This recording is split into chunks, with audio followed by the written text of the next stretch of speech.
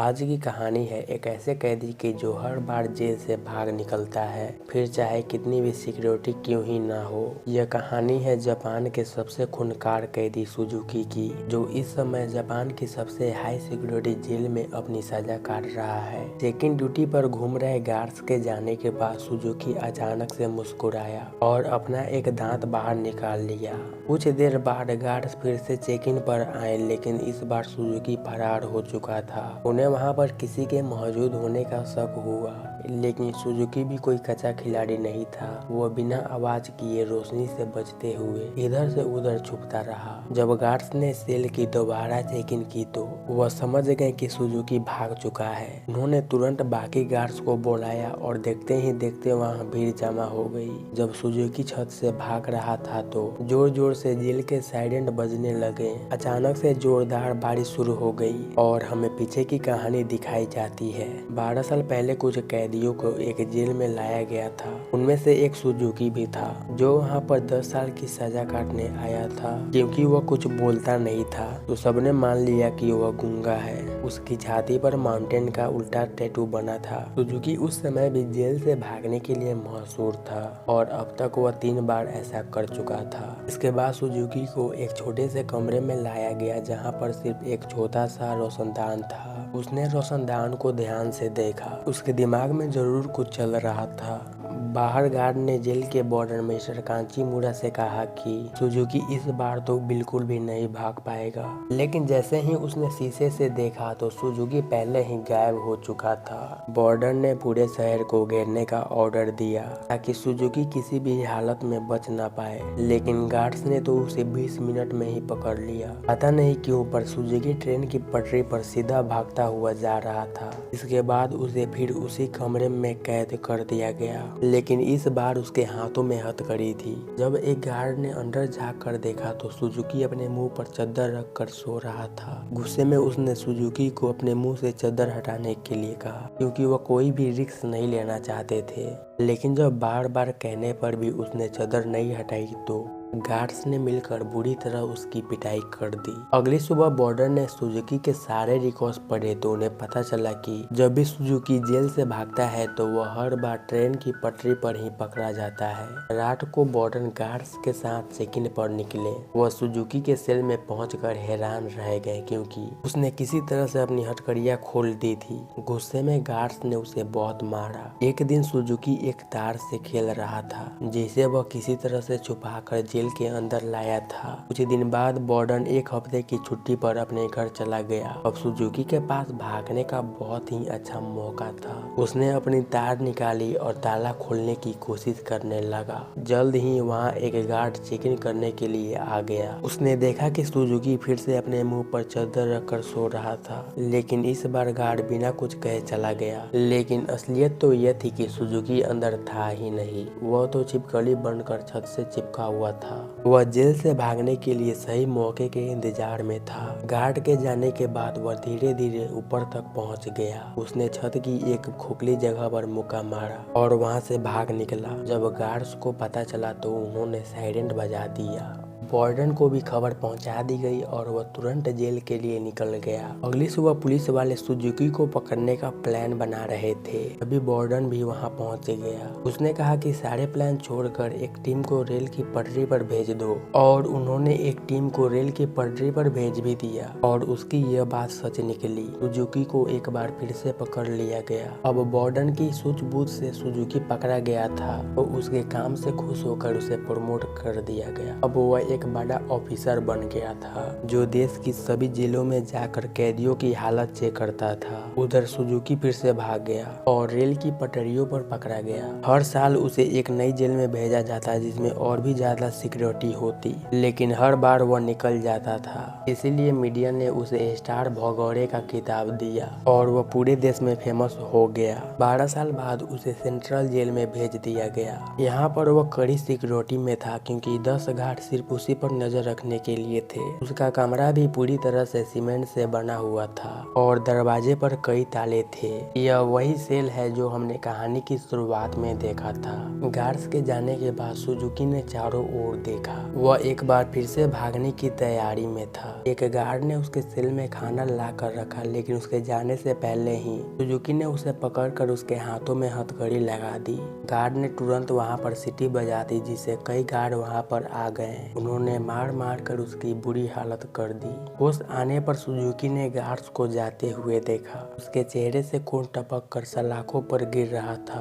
अगली सुबह गार्ड्स ने उसके हाथों पर और नोट कस दिए ताकि इस बार वह उसे खोल ना पाए। जाने से पहले वह उसकी और भी ज्यादा पिटाई करके गए। इसी तरह सुजुकी के दिन बीत रहे थे। वह जानबूझकर गार्ड्स से पंगे लेता और वह उसे मारते और फिर वह अपना खून लोहे की सलाखों पर टपकाता। एक दिन गार्ड्स ने उसे इतना मारा कि उसका दांत टूटकर नीचे गिर गया, लेकिन सुजुकी ने उसे उठा लिया और उसे देखकर हंसने लगा। ऐसा लग रहा था कि यह सब उसके प्लान का ही हिस्सा है। इसके बाद सुजुकी अपने दांत से दीवार पर कुछ बनाने लगा। कुछ हफ्तों बाद सुजुकी ने एक और गार्ड पर हमला कर दिया। इस बार उसे सबसे खतरनाक सजा दी गई। उन्होंने उसे एक लंबी जंजीर से बांधकर ऊपर लटका दिया। 1 साल बीत गए और सुजुकी अभी भी सजा काट रहा था। उसकी हालत बहुत बुरी हो चुकी थी। शरीर सड़ने लगा था और उसके घावों पर कीड़े पड़ चुके थे। आखिरकार उस शाम गार्ड्स ने आकर उसकी जंजीर खोल दी। पूरे 1 साल बाद उसे चैन की सांस आई।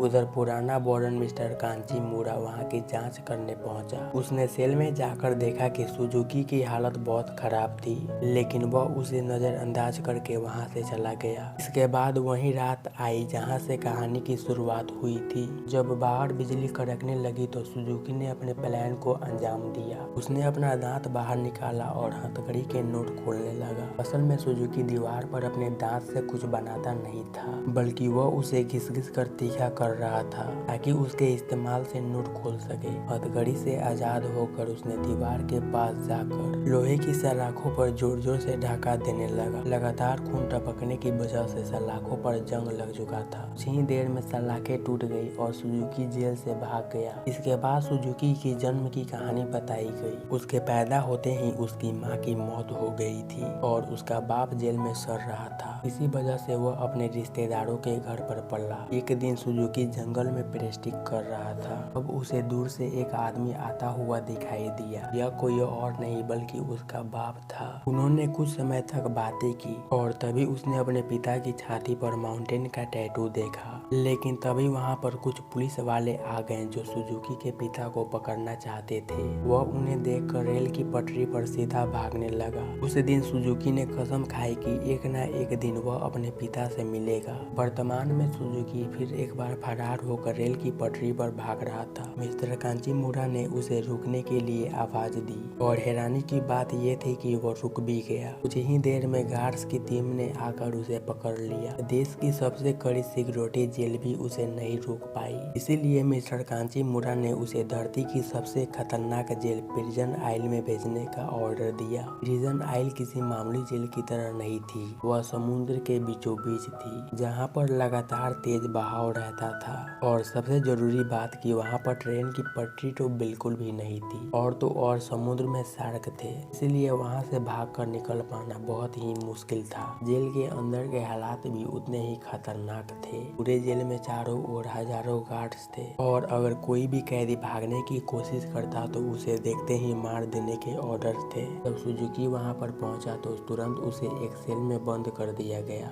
वह कोई कमरा नहीं बल्कि कुछ रॉड्स थे जिसे सुजुकी की शरीर के आसपास ऐसे जोड़ दिया गया था जिसे भागना तो दूर वह हिलडुल भी नहीं सकता था। उधर कानीमुरा ने जेल की लाइब्रेरी में जाकर सुजुकी के बारे में जानकारी निकाली। ढूंढने पर उसे कुछ पुरानी फाइल्स मिली जिन्हें वह पढ़ने लगा। उधर सुजुकी जेल में ध्यान लगा कर खड़ा था। हालांकि बाकी लोगों के लिए वहां से भागना नामुमकिन था, लेकिन सुजुकी के दिमाग में कुछ न कुछ तो खिचड़ी पक ही रही थी। अचानक उसने अपने कंधों को डिसलोकेट कर लिया और उस छोटी सी जगह से धीरे धीरे बाहर निकलने लगा। लगा। एक कैदी ने उसे ऐसा करते हुए देख लिया, लेकिन वह इतने नशे में था कि कुछ बोल ही नहीं पाया। उधर कानीमोरा अभी भी रिसर्च कर रहा था कि जेल के सायरेन बजने लगे। परेशान होने की जगह जेल का वार्डन खुश हो गया, क्योंकि वहां से बच निकलने का कोई रास्ता था ही नहीं, और ऊपर से आज सभी गार्ड्स को एक कैदी को गोली मारने का मौका मिलेगा। मिस्टर कानीमोरा ने उसे समझाने की बहुत कोशिश की कि सुजुकी कोई आम कैदी नहीं है, लेकिन वार्डन ने उसके बातों को नजरअंदाज कर दिया।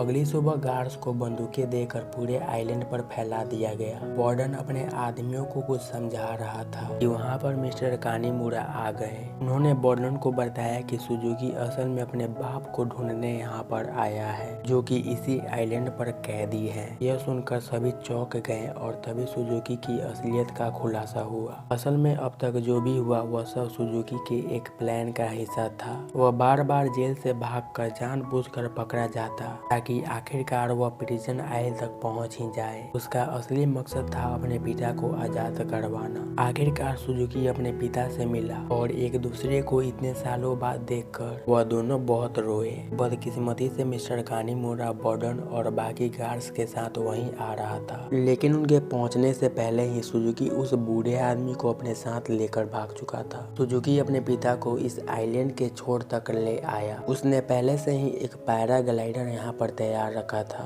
दोनों पैराग्लाइडर पर बैठे और दूर उड़ गए। दूसरी ओर मिस्टर कानीमोरा ने एक बूढ़े आदमी से बात करने की कोशिश की, जो सुजुकी के पिता के साथ ही कैद था। तभी उन्होंने उसके छाती पर माउंटेन का टैटू देखा, जिसका सीधा मतलब यह था कि इतने सालों की मेहनत के बाद भी सुजुकी गलत आदमी को लेकर भाग गया। और इस मूवी का यहीं पर दी एंड।